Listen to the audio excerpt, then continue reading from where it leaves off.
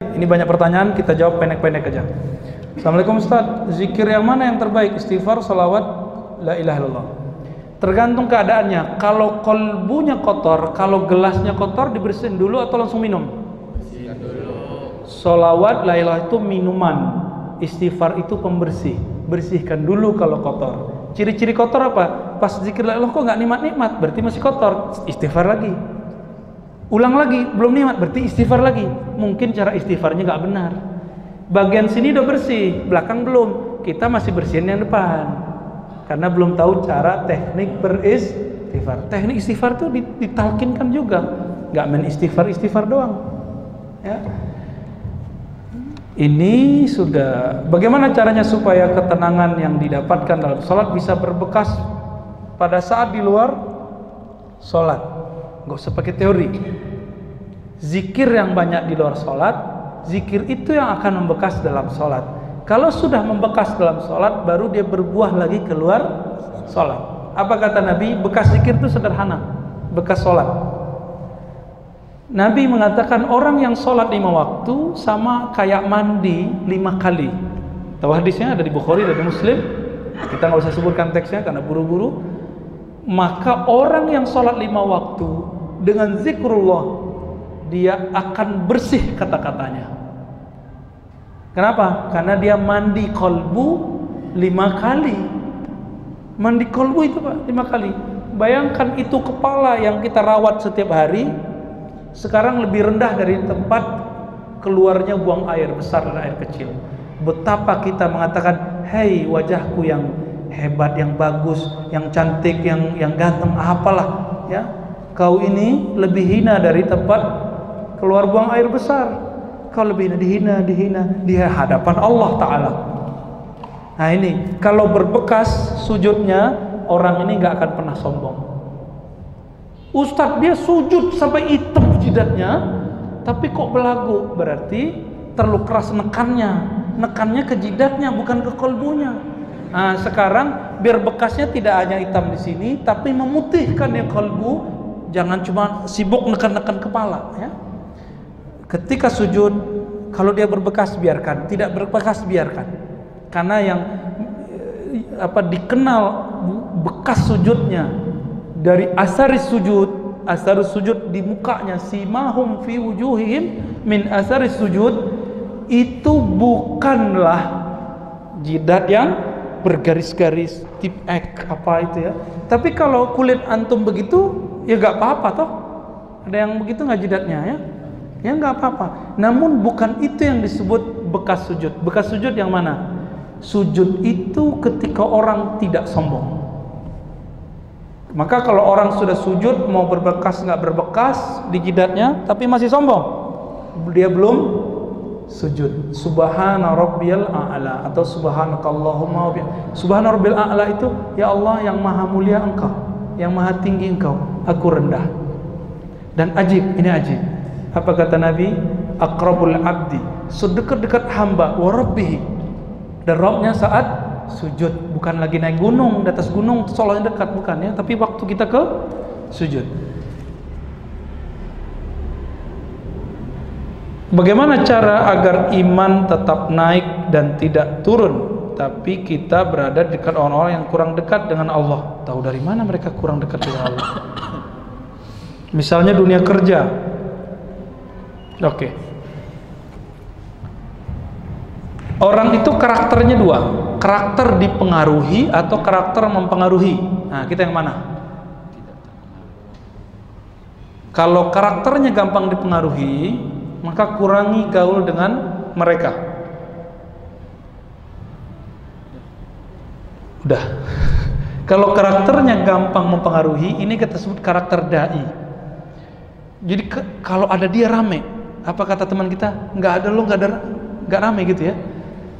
Ada kamu bikin rusuh, itu beda lagi ya. Ada dia, di mana ada dia bikin rusuh. Imamnya nggak nyaman, kita duduk nggak nyaman ya. Ya sudah terusin ya. Kalau itu beda lagi, itu terlalu berbakat gitu ya. Jika ini terjadi, maka perlu yang disebut dengan ijtima, majelis zikr. Para sahabat itu mereka punya hari-hari khusus untuk ketemu Nabi. Sekedar church ya, ngecas isi kolbunya. Kenapa? Memandang Nabi sekali saja itu sudah bikin seger kolbu. Gimana kalau mandang Nabi berkali-kali? Beda kalau mandang saya ya. Bapak langsung batuk, Pak. Allahumma sholli ala Muhammad. Allahumma sholli ala.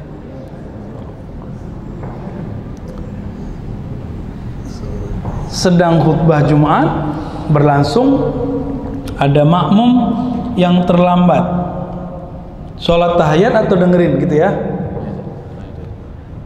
Kalau masih khutbah pertama maka dianjurkan sholat, tapi kalau khutbah kedua nggak boleh sholat, nanti ketinggalan dia. Namun ada beberapa orang salah baca kitab kuning. Kalau imam sudah naik maka wajib denger, dia nggak dapat hadis. Ada orang Nabi lagi khutbah, dia langsung duduk, Nabi bilang as-shalaita, kamu sudah sholat rakaataini khafifatain, 2 rakaat? Nabi bilang belum. Ya, sholli rakatain khafifatain, sholat 2 rakaat yang ringan, jangan dicoba pakai surat Qaf 3 halaman ya. Ini udah jelas masuk masjid, di sini udah ada tradisinya. Apa tradisinya? Pakai, udah tinggal 1 menit, bacanya apa? Al-Qari'ah ya. Habislah waktu 7 menit ya. Imamnya nggak nyaman, ada yang kebelet, aduh gimana nih ya. Jadi lihat kondisinya. Yang sahih hadisnya kalau masih khutbah pertama boleh. Mengqadha salat wajib yang tertinggal di masa lalu. Ini udah pernah kita bahas ya di pertemuan sebelumnya. Nanti silakan dilihat di kajian-kajian kita sebelumnya. Amalan sunat dapatkah menghapus dosa akibat kesalahan salat wajib? Bukan menghapus, menambal. Bahkan bukan salat sunat. Ketika kita selesai assalamualaikum, yang kita baca alhamdulillah atau astagfirullah. Nabi mengajarkan istighfar atau alhamdulillah? Istighfar. Kenapa? Untuk nambal tadi lagi sujud ingat selain Allah. Waktu lagi ruku melihat celana, wih keren juga celanaku jingkrang ya. Sunnah. Kata yang celananya di bawah mata kaki, lebih keren aku lah. Bagi yang hari raya ini ibu-ibu nih pakai mukena bagus, pas sujud ngeliatin ya, maka makruh kalau ada mukena terlalu banyak itunya itu ya, motif-motifnya itu bikin cowok-cowok bermotif nanti ke dia ya. Hati-hati. Jadi amalan seperti istighfar bisa nambal ya insya Allah. Bagaimana cara mendapatkan istiqomah pada amal terutama zikrullah? Jika belum bisa istiqomah, mendekatlah ke orang istiqomah. Maka mendekat kepada dia, kita akan terbawa istiqomah. Udah enggak istiqomah, temannya orang yang enggak istiqomah, ustadznya tidak istiqomah. Ustadznya witir enggak jalan, berguru ke orang tak berwitir. Gimana mau sholat witir istiqomah? Kalau mau istiqomah sholat witir, berguru ke orang yang sholat witir. Kalau mau tahajudnya istiqomah, berguru ke orang tahajud. Kalau mau zikirnya istiqomah, berguru ke orang yang zikirnya istiqomah. Udah malam.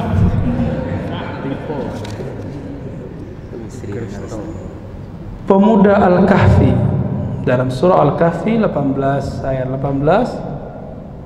Nah, ya, di surah Al-Kahfi ada tentang qalbu ya, itu ayatnya berat itu ya. Wala tuti' man aghfalna qalbahu, itu ya, an dzikrina. Coba dicek, benar gak itu? Kita dulu ngafalin ayat nggak ngafalin nomor soalnya. Sampai hari ini ngafalin hadis nggak tahu nomornya. Nggak bisa ngomong kiri kanan atas, nggak pernah ngaji begitu. Ya, itu khasnya Ustadz Adi Hidayat itu ya. Allah kasih kecerdasan luar biasa ke beliau. Kita diajarin baca teksnya udah hafalin gitu dah. Ada jemaah nggak hormat ke kita, nggak apa-apa. Tapi dia bilang, kalau anda nggak tahu bilangnya nggak tahu. Ya saya kan udah jawab, hadisnya A. Kitab saya nggak ada nomornya pak. Itu kitabnya Ustadz Al-Naf, kita kajian Sahih Bukhari nggak ada nomornya. Terus dia bilang, ente aja nggak tahu, bilang nggak tahu. Ya sudah, ya salam, fa'arid anil jahilin, berpalinglah dari orang jahil. Benar. Itu tentang ini. Mungkin bukan yang itu ya. Ayat 28 kayaknya. Wala tuti' man aghfalna qalbahu an dzikrina. Jangan ikuti orang yang kalbunya lalai dari ingat Allah. Ya.